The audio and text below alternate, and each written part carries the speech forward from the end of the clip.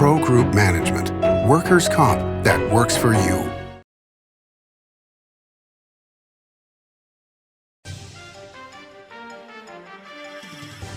Welcome to Nevada Newsmakers. On the broadcast today, Paul Enos joins us. He's the CEO of the Nevada Trucking Association, here for the whole show on an all-new Nevada Newsmakers.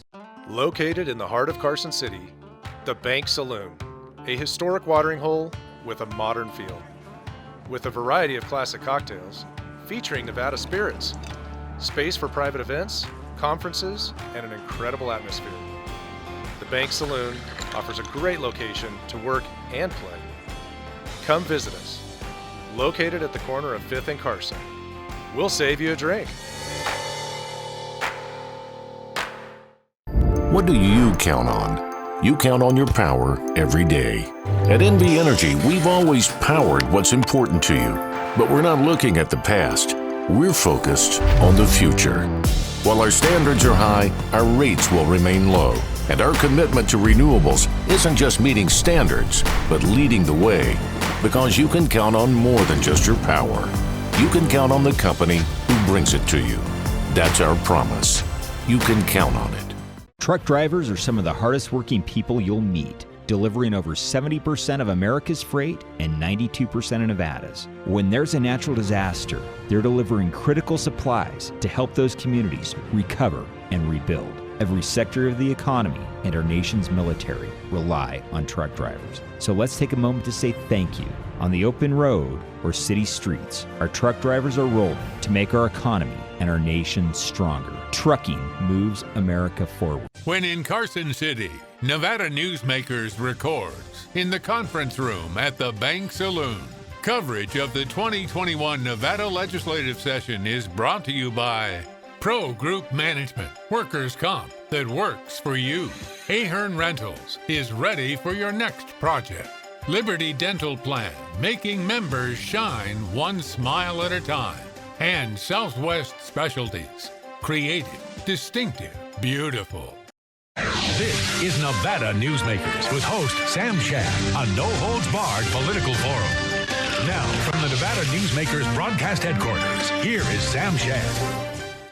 And back on Nevada Newsmakers, we are pleased to be joined by Paul Enos. He is the CEO of the Nevada Trucking Association, which is the home for Nevada Newsmakers when we are Reno. And thank you so much for being our host for that. So let's start out, Paul, right away with talking about what one think would not affect Nevada, but the whole incident in the Suez Canal and what that backup is going to mean for the supply chains. Sure. Sam, it's really interesting. I mean, the Suez Canal, that has some pretty big impacts on Europe, on Africa, on Asia, but we are seeing a shortage of container boxes, that's partially caused by the backup in the Suez Canal. But one thing I think we all need to be really cognizant of is a lot of these supply chains are very tenuous. Right now we're having a shortage in semiconductors because there was a fire at a semiconductor plant in Japan. We have a plastic and fuel shortage because of some of the refineries that happen in Texas. I'm very proud to say that the trucking industry is probably the most resilient part of the supply chain. And a big reason is because we are decentralized. The trucking companies are typically very small. The average number of trucking companies is 4. So I'm blessed to be able to represent small businesses. Because of that decentralization, our folks can be nimble and act quickly to some of these changes. But it is really interesting to see what happens when you have log jams like the Suez Canal, like the semiconductor fire in Japan, like the big freeze in Texas that is hurting our refining capacity that we get both fuel and plastics from. So, as public policy is made, I think we need to be really cognizant about, when we talk about infrastructure, redundancy, decentralization, maybe onshoring some of these essential components that we need. I mean, I think those are all discussions that serious people in our government need to have. All right, so you brought up a whole bunch of issues there. The first one I would guess is manufacturing in terms of things like computer chips. Do you see those businesses returning to the United States because we need them, because we can't rely on other places around the world? For example, lithium. We can't rely on China to produce lithium for us. Well, and that's very true, Sam. I mean, I think one of the things that we've seen over the last couple of years is we did have some of that stuff coming on shore. I don't know what is going to happen in the next few years. I mean, I think a big part of tax reform was how can we get some of these businesses to bring their capital, to bring their money and invest it in the United States of America. I think that's something that everybody, regardless of what political party you are, would like to see. Really, Sam, in terms of things like lithium and nickel and cobalt, we have not done a great job in this country of strategically securing a lot of those mineral resources. China, they always talk about China having the long view, right? The 100-year view of things that we don't have as much over here. China has done a phenomenal job, and they have the Belt and Road Initiative that we've heard about for the last decade, where they are going out. They are partnering with countries in Asia, in South America, in Africa, and they are securing a lot of those resources to the point where lithium, we've got, let's call it 2 lithium mines in this country. Both are here in the Silver State, thankfully, but China still controls 70% of that resource. So as we start moving forward to transferring not all of our mobility yet, but a share of it to electric vehicles, we are going to see some of those issues in terms of, do we have those mineral resources to be able to sustain that kind of mobility? Do we have the lithium? Do we have the cadmium? Do we have the nickel? Do we have the cobalt? Or do we have those strategic partnerships? A lot of people laughed at President Trump when he talked about buying Greenland from Denmark. I thought that was one of the most inspired things I had heard one of our country's leaders talk about in a long time, because they are rich in resources. And really, I think that's the kind of long-term thinking that is ultimately going to strengthen our country, that's going to strengthen our economy, that is going to allow us to make that move away from hydrocarbons towards electric vehicles. So we just need to be smart and strategic about it, and take a longer view than we seem to have in recent history. And the Department of Defense has now gotten involved in this because these are now essential minerals for national security. So American Battery Recycling Plant in Fernley just got a major grant to be able to help them move forward. And it seems like, if the Department of Defense is interested, then, potentially something is going to happen there. Let me ask you about the containers, because I think a lot of people were surprised to hear that there was a container shortage. Was this just a reaction to what happened with COVID, to where Americans made runs on different kinds of products like toilet paper and things like that, and have purchased all kinds of additional goods with the funds that they got from the federal government? Let's talk about containers. So, Sure. What do you put in containers? Containers are typically things that are being imported into the United States or exported out. So a container, it's intermodal is the term of the trucking type of operation. And that means that container can go on a boat, on a train, or on a truck. So, it's very versatile. So when we're getting things from Asia and other places around the world, those imports are going to go on containers. We have seen a huge logjam at some of our largest ports in the country. LA Long Beach, 6 weeks ago, they had 190,000 truckloads waiting out there in San Pedro Bay to be unloaded. Now they've broken some of that logjam, but we're still not to the point where we're able to get all of those products that are on those containers onto the shelves. You may have noticed a bit of a dearth of Easter products, when you go to your favorite retailer, or your spring garden stuff. a lot of that stuff was still sitting on container ships. Now, some of that is broken a little bit, but once again, when we look at infrastructure, we tend to just look at little pieces of it and tend to get a little myopic. When you think about how, once again, tenuous these supply chains can be, we need to have it all working. We need to have the ports working to be able to get those ships unloaded. We need to have the trucks and the number of truck drivers that we do to be able to move that product into our store shelves. So it's a really complicated process.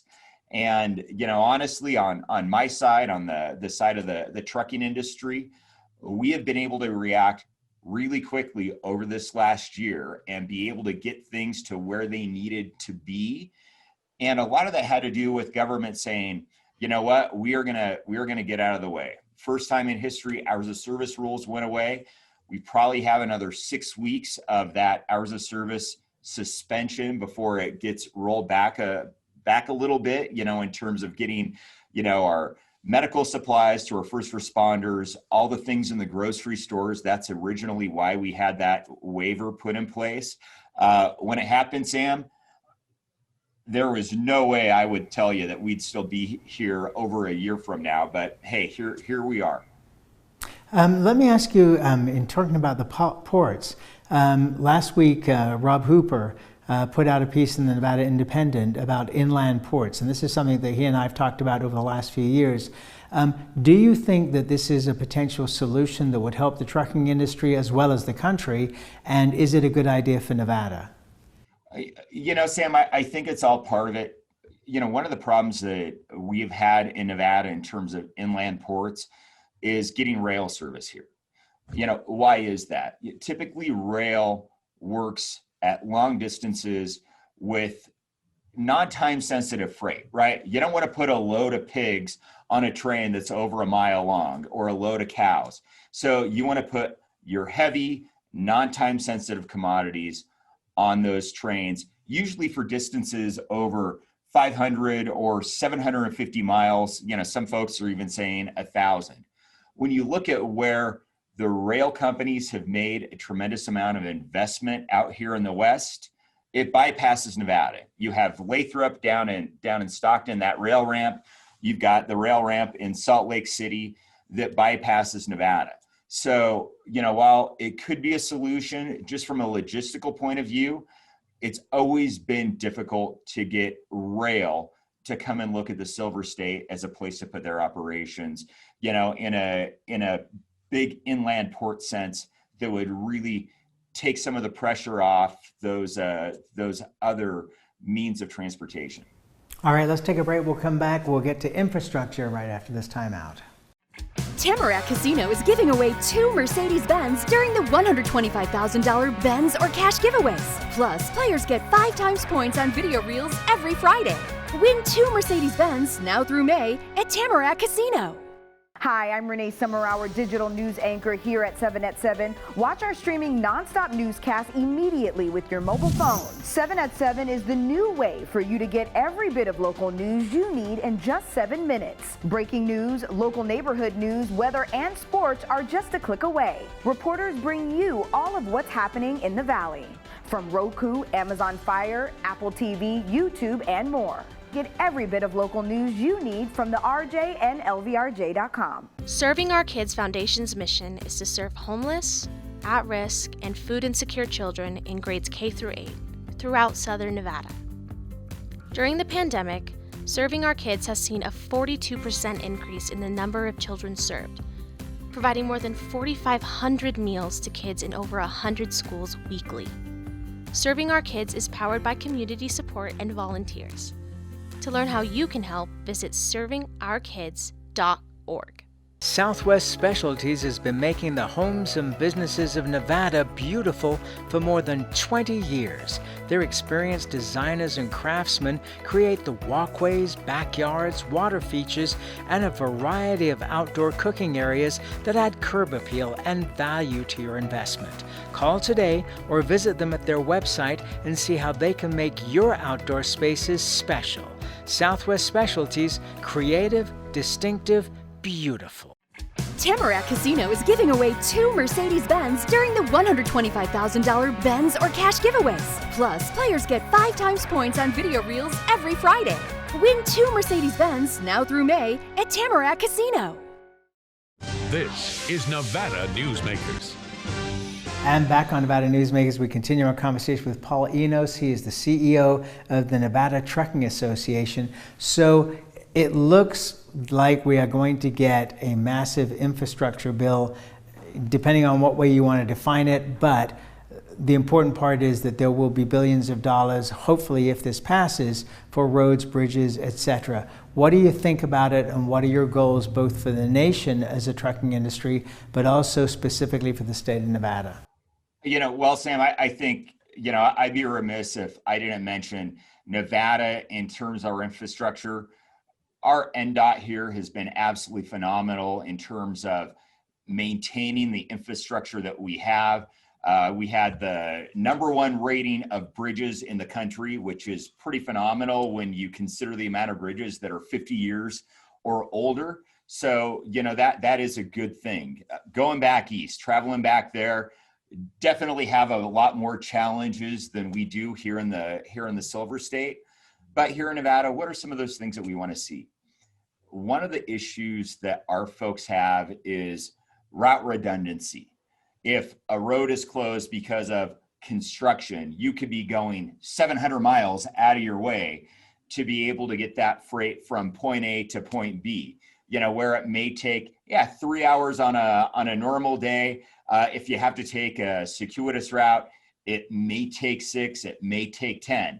So I think we need to start looking at some of the things like Interstate 11. Interstate 11 could be that redundant route for I-5, which when you look at California, that is the artery of the Golden State. That road is absolutely essential to get their economy going. Something happens there to have that alternative route as I-11, probably on the western side of Nevada where 95 is, would make a lot of sense. So when we tend to look at what we want here, I'm not just looking at Nevada, but I want to look at how it's going to have an impact on infrastructure as a whole. Our most important route in the Silver State is I-15 in California that gets folks to Las Vegas. That is the most important route. If you ask folks in California, hey, what's your most important road? They're going to tell you it's I-5. I think we need to start looking at our highways, our road system, and start identifying those corridors that have regional or national significance, and maybe have a greater investment in some of those places. Because if you're a California legislator and you're looking at where to spend the limited amount of dollars that you have, I-15 probably isn't going to be there, especially when you're competing with some of those other corridors that make a lot more sense to the folks that live in those states. What about Arizona's thoughts on I-11? Because obviously Nevada has been very excited. We've built a portion of it in southern Nevada already. But is Arizona as enthusiastic about completing I-11 as we are? Well, I think they see having that north-south route that, would ultimately hit Phoenix as a good thing.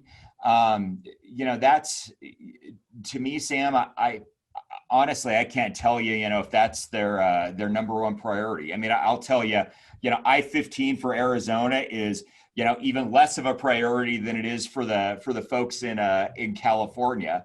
That's their most expensive stretch of road. That's one that they talk about tolling all the time. But in terms of I-11, that's something that we really want to have happen in Nevada.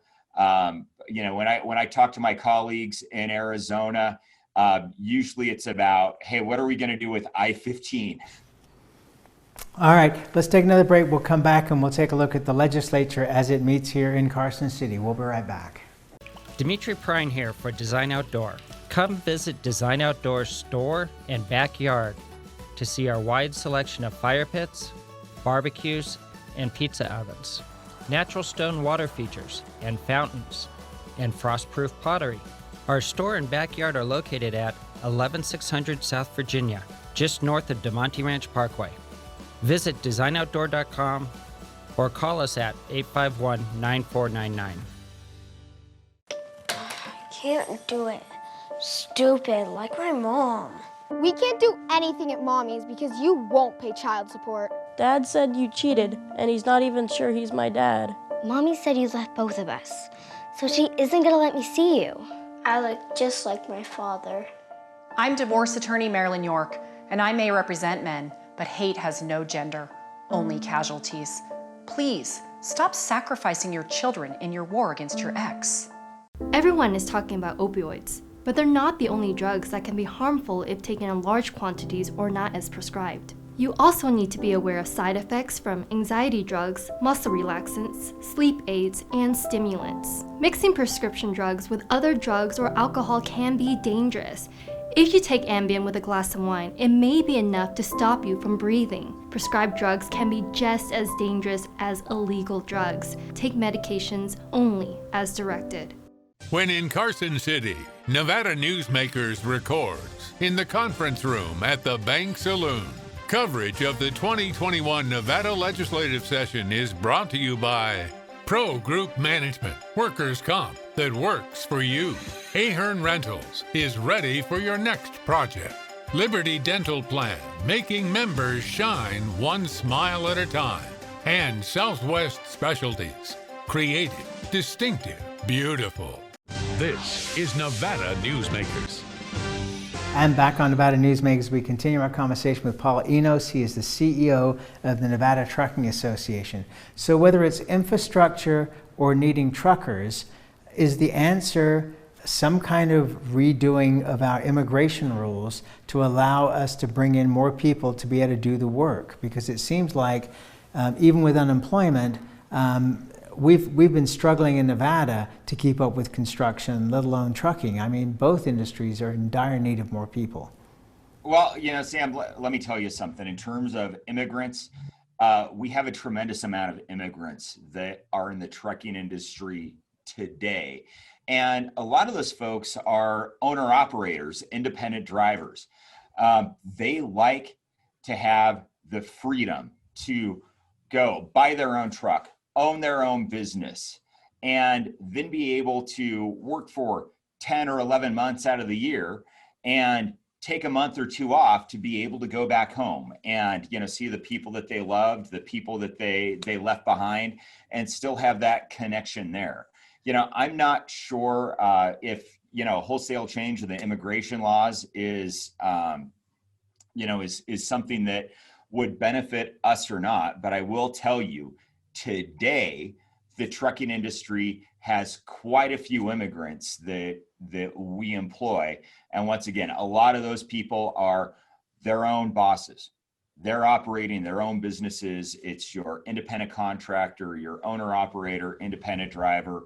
And we love those folks because they really help take the pressure off a lot of our trucking companies when we do need that increased capacity, when we do need that increase in loads that are being moved. Instead of going out and buying a new truck or finding a new driver, our owner operators are that relief valve for logistics here in this country.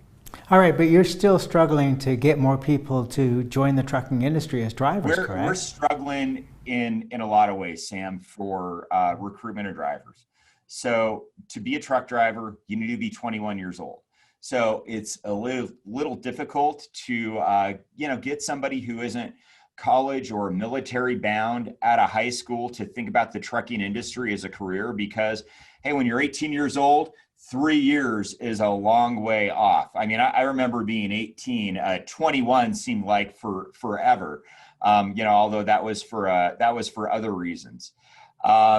We're having an issue finding drivers because passing a drug test, we've actually finally had some visibility on this issue over the last year or so. Started January 6, 2020. We have a drug and alcohol clearinghouse. So every truck driver is required to be part of this clearinghouse.